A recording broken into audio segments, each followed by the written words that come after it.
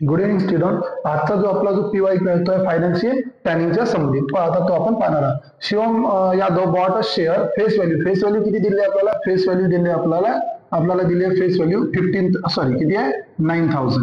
Okay. त्यानंतर market value दिली आपल्याला ₹15,000. क्लिअर. त्यानंतर कंपनी डिक्लेअर डिव्हिडंड किती पर्सेंट क्लिअर केलाय त्यांनी? 20% डिव्हिडंड त्यांनी दिलेला आहे. आणि find the rate of return. आणि आपल्याला काय करायचं? आपल्याला रेट ऑफ रिटर्न काढायचं आहे. तर आता आपण काय करणार? Rate of return. सपोज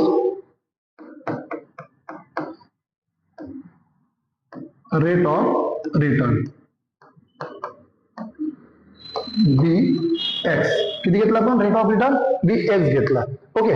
तर आता चेक करा. या ठिकाणी आपल्याला काय पाहता लक्षात ठेवायचं कधी की जो आपला फेस व्हॅल्यू असते जी आपली काय असते मार्केट व्हॅल्यू, या मार्केट व्हॅल्यूवरच आपला काय डिक्लेअर केला असते? डिव्हिडंड. किती पर्सेंट केला आहे आपल्याजवळ? 20 म्हणजे 15,000 वर 20% इक्वल टू. तर आपल्याला जो काढायचा आहे रेट ऑफ रिटर्न पर्सेंट मध्ये तो कशावर निघेल मग आता? तुमच्या फेस व्हॅल्यूवर. तर फेस व्हॅल्यू आपल्याकडे किती दिली आहे? 9000. आधी इथं घेतला आपण X. क्लिअर. तर चेक करा. X घेतला मी. X च्या अपोजिटली किती आहे? 15. तर मी इथे लिहिले 15,000. 15,015. इथे लिहिले मी 20 into 9000. क्लिअर. एक झिरो कटला, एक इथला कटला. ठीक आहे. एक इथला कटला आणि इथला. आता चेक करा. X इक्वल टू काय राहिला आपल्याजवळ? 15 आणि इथं 9. इथं लिहून टाकू स्टेप ऑर्डर 2 into 90/15. मी जर डिवाइड केलं तर किती येईल इथं? 6. ओके. तर X इक्वल टू किती आला आपल्याकडे? 2 into 6.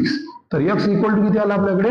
12. म्हणजेच आपला जो रेट ऑफ रिटर्न आहे, find the rate of return किती आला? 12%. The rate of return is किती आला तुमचा?